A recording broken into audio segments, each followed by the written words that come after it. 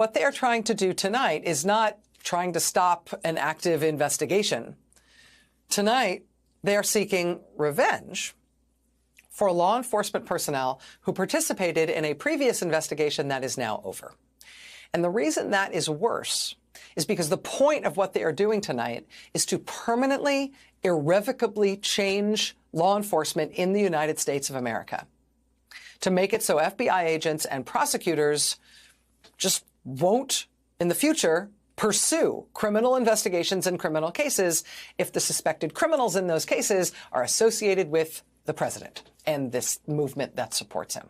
They are trying to not get rid of an investigation. They're trying to get rid of American law enforcement as we know it. They're trying to get rid of the very idea of an independent, justice-is-blind system that makes America who we are.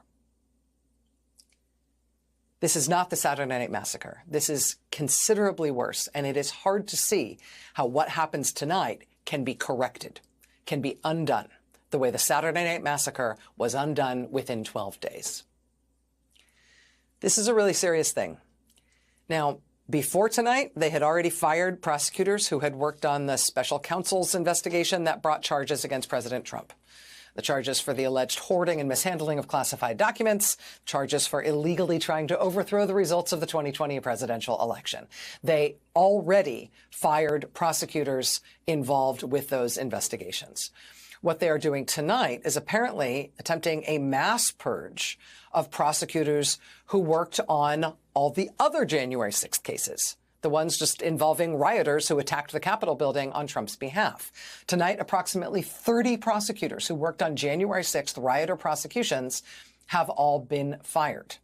Beyond that, they appear to be in the midst of a mass purge at the FBI.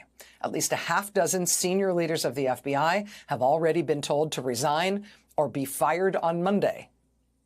Beyond that senior leadership, though, they're also trying to remove just normal FBI line agents, potentially hundreds or even thousands of them. Now, as I mentioned at the top of the hour, this is still an emerging story. Details may yet evolve as this story develops and we learn more.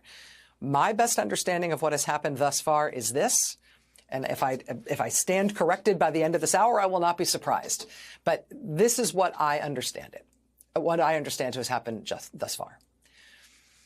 In an instruction that appears to have originated at the White House, Trump's hand-picked acting officials at the Justice Department directed FBI headquarters to hand over internal files from the Jack Smith cases, from the Trump classified documents case, from the Trump overthrow the election case. They were told, the FBI headquarters was told to hand over those files so a list could be made of all FBI line agents and FBI supervisors who were involved in those cases in any way. So personnel action could be taken against those FBI personnel. So they could be punished, removed, reassigned, or fired.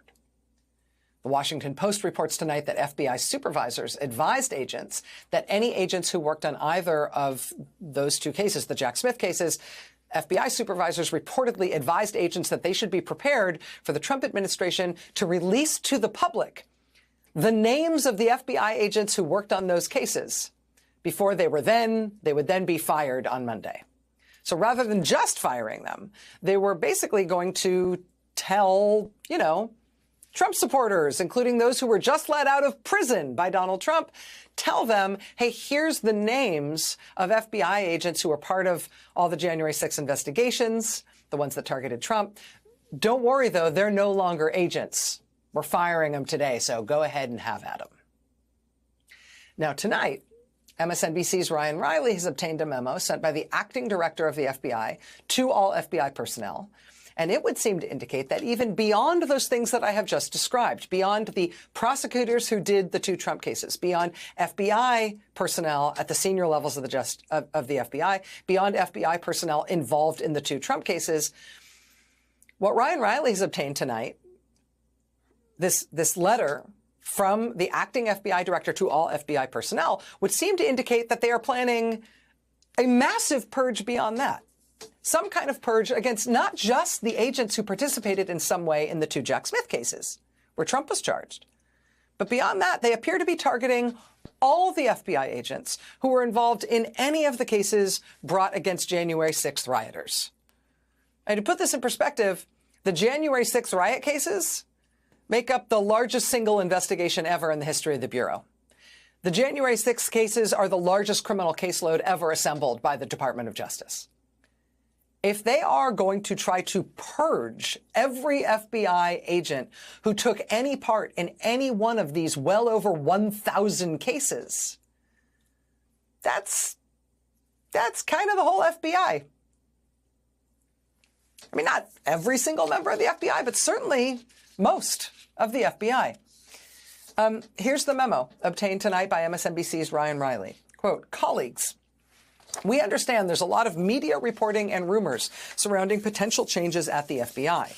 This includes reporting and rumors about actions that very seriously impact our workforce. Consistent with our commitment to share information with you as we receive it, Acting Deputy Director Kassane and I want to provide you with an update. Late this afternoon, I received a memo from the Acting Deputy Attorney General notifying me that 8 senior FBI executives are to be terminated by specific dates unless these employees have retired beforehand. So 8 of them will be out unless they quit. Quote, I have been personally in touch with each of these impacted employees. The memo also directs me to provide by noon on Tuesday the following, quote, all current and former FBI personnel assigned at any time to investigations and or prosecutions relating to events that occurred at or near the U.S. Capitol on January 6, 2021. And also, secondly, United States versus Haniyeh, which is, I believe, a case about Hamas and the October 7th attack. They want a list of all current and former FBI personnel assigned at any time to investigations or prosecutions related to January 6th or that one Hamas case. Quote, these lists should include relevant supervisory personnel in FBI regional offices and field divisions, as well as FBI headquarters. For each employee included in the list, provide the current title, office to which the person is assigned, role in the investigation or prosecution, and date of last activity relating to the investigation or prosecution. Upon timely receipt of the requested information, the Office of the Deputy Attorney General will commence a review process to determine whether additional personnel actions are necessary. The acting director of the FBI then tells personnel at the FBI, quote, we understand that this request encompasses thousands of FBI employees across the country who have supported these investigative efforts.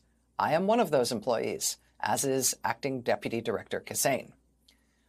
As we have said since the moment we agreed to take on these roles, meaning the acting director and acting deputy director of the FBI, we are going to follow the law, follow FBI policy, and do what is in the best interest of the workforce and the American people always. We will be back in touch with more information as soon as we can. In the meantime, stay safe and take care of each other. Brian J. Driscoll, Jr., Acting Director. Again, this letter tonight to all FBI personnel, it is from Brian Driscoll, who is the somewhat accidental Acting Director of the FBI. As former Trump defense lawyer Emil Beauvais at the Justice Department, possibly on orders from the White House, has demanded a list of every single FBI agent in the entire country who worked on any January 6th case in any capacity at all.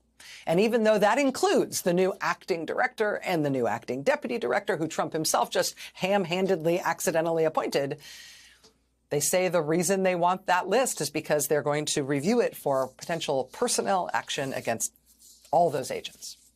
Again, that is thousands of FBI agents all across the country. And again, this is a developing story. This is as clear as I can be with you right now on the details of what has happened and what they seem to be trying to do. But also be clear on what this means, right? This is not an if situation. We are seeing it already with the firings they have already effectuated, with the threats they have already made. If law enforcement officials and agents have their careers threatened, which they have now all had their careers threatened, and indeed if they are fired, and they indeed are already starting to be fired, if they have their careers threatened and are fired because they took part in lawfully predicated criminal investigations, where grand juries handed down indictments, where judges signed search warrants, where juries returned convictions, if they nevertheless are fired for taking part in those lawful, proper, criminal law enforcement actions because the president in power now doesn't like those cases, that is not Nixon. That is not a president trying to get out of an investigation he's scared of for himself. That is the end of independent law enforcement as a core value of who we are as a country, right? That's an end to the idea that law enforcement pursues justice without regard to favors and preferences dictated by the people in power. Here's how the New York Times puts it tonight, quote, if the administration follows through, it would be a singular moment in the FBI's history, and it would fly in the face of decades worth of civil service laws that are meant to protect the integrity and professionalism of federal law enforcement. And those are very pretty words and nice concepts, and that means they all blur together and seem just kind of like Americana. Let's be more blunt about it. If you lose those things, if you lose the independence and professionalism of federal law enforcement, what that means is we are rewiring the FBI and federal prosecutors so they will now, henceforth, only do arrests and searches and investigations and prosecutions that please the president, regardless of who it is that's committing crimes. These firings, which are now underway, are changing one of the fundamental things that makes us the kind of country that we are. This is very bad.